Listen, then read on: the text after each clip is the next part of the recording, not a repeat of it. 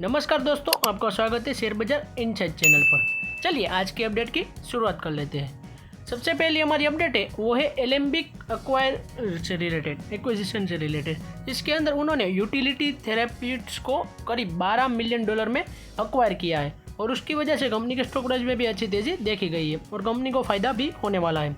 Company Alembic pharmaceutical India base है और यहाँ स्टॉक मार्केट में लिस्टेड भी है और कंपनी ने करीब $12 मिलियन यानी कि 100 करोड़ रुपीज़ में यूएस की एक कंपनी को अक्वायर किया है जिसका नाम है यूटिलिटी थेराप्यूटिक्स लिमिटेड को। और कंपनी के स्टॉक प्राइस में आज करीब 1.4% की तेज़ी भी देखी गई है और अभी मार्केट चालू है, इसलिए अभी की सिचुएशन में आपको बता रहा हूँ। आगे कुछ चेंजेस भी हो सकते हैं। नेक्स्ट अपडेट हमारी है वो है बायोकॉन को यूरोपियन कमीशन से अप्रूवल मिल चुका है उनकी बायोकॉन बायोलॉजिक्स से रिगार्डिंग। इसकी वजह से कंपनी के स्टॉक प्राइस में भी आज करीब थोड़ी तेज़ी देखी गई है, करीब 0.74% की, यानी कि कंपनी के लिए काफ़ी अच्छी बात है। इस वजह से कंपनी के स्टॉक प्राइस में तेज़ी देखी गई। नेक्स्ट बात करें तो वो है आर्केडे डेवलपर को अप्रूवल मिल चुका है 100% एक्विजिशन फिल्मिस्तान का, यानी कि उन्होंने जो एक्विजिशन करना था वो कर चुके हैं और उसको परमिशन भी मिल चुकी है 100% के फिल्मिस्तान के खरीदने के रिगार्डिंग। यानी कि कंपनी स्टॉक मार्केट में लिस्टेड है और कंपनी को बेनिफिट होने वाला है। इस वजह से कंपनी के स्टॉक प्राइस में भी करीब 0.39% की तेज़ी देखी गई है आज के दिन में।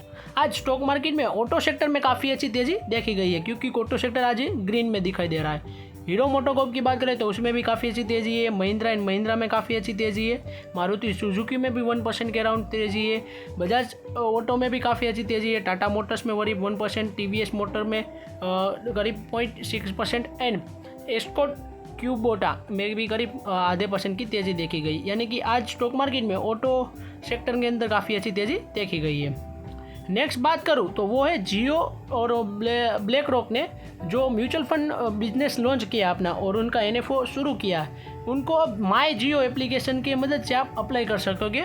यह न्यू एरा ऑफ इन्वेस्टिंग कहा जा रहा है। यानी कि जियो एंड ब्लैक रॉक ने जो म्यूचुअल फंड की स्कीम लॉन्च की है उनमें अगर आपको इन्वेस्टमेंट करना है तो आप माई जियो एप्लीकेशन के तहत ही कर सकते हैं और जियो मान रहा है कि यह एक न्यू एरा ऑफ इन्वेस्टिंग है, यानी कि सारी चीज़ें माई जियो एप्लीकेशन से ही हो सकती है। मुझे तो लगता है कि जो सर्वर कॉस्ट होती है या फिर कोई नई एप्लीकेशन बनाने की कॉस्ट होती है उनको बचाने के लिए कंपनी का काफ़ी अच्छा शानदार मूव है। मुझे तो ऐसा ही लगता है क्योंकि कॉस्ट कटिंग भी ज़रूरी होती है इस वजह। नेक्स्ट है पवन इंडस्ट्री के बारे में। उनके बोर्ड ने अप्रूव कर दिया है 1:10 का स्टॉक स्प्लिट। कंपनी ने पिछले कुछ समय में काफ़ी अच्छी तेज़ी भी दिखाई है, करीब 400% की रैली दिखाई है और कंपनी अब 1:10 का स्टॉक स्प्लिट भी करने जा रही है। यानी कि अगर आपके पास 1 शेयर होगा तो आपको मिल जाएंगे उसके बदले 10 शेयर और आपके स्टॉक की प्राइस है वो भी 10 गुना कम हो जाएगी, जो कि आपके लिए काफ़ी अच्छी बात है लॉन्ग टर्म इन्वेस्टर के लिए।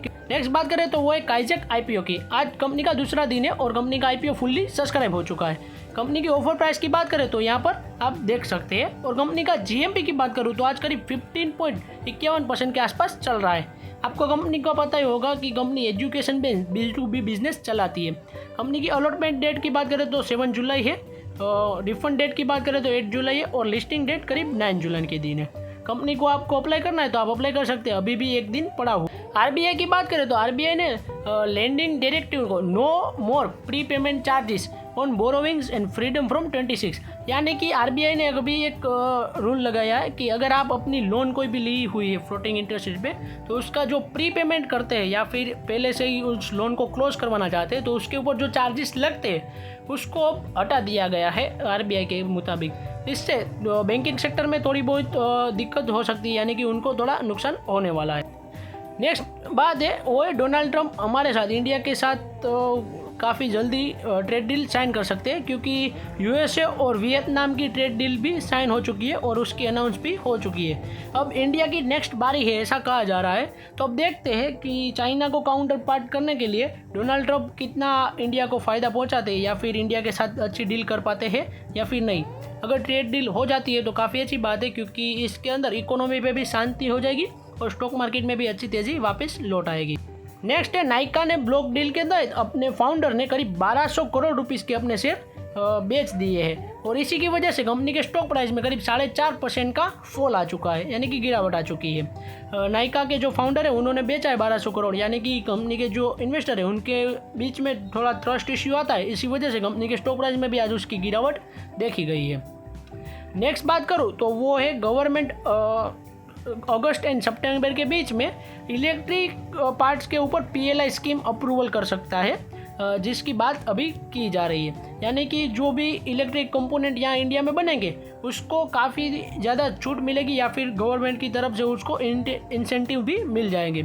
इसी की वजह से कई सारी कंपनीज को भी फ़ायदा होने वाला है, जिसके अंदर मोबाइल फ़ोन के अंदर बात करें तो डिक्सन टेक्नोलॉजी और इलेक्ट्रिक आइटम में काफ़ी अच्छा काम कर रही है और डिक्सन टेक्नोलॉजी स्टॉक मार्केट में भी लिस्टेड है और कई सारी कंपनी है जो इस PLI स्कीम में अप्लाई भी करने वाली है, जिसमें नाम पहले आ रहा है Dixon technology, Tata electronic, Zetwerk, Foxconn Taiwan की कंपनी है जो यहाँ पर आने का सोच रही है, planning to invest in PLI scheme and investment के बारे में भी यहाँ पर सोच रही है और PLI स्कीम में वो अप्लाई भी करेगी। तो इन सारी कंपनीज को फ़ायदा हो गया अगर सरकार PLI स्कीम लॉन्च करती है इलेक्ट्रिक कंपोनेंट और उसकी मैन्युफैक्चरिंग या असेंबली से रिलेटेड, जो कि काफ़ी अच्छी बात है इंडिया के लिए। नेक्स्ट अपडेट है एस्ट्राजेनेका से रिलेटेड।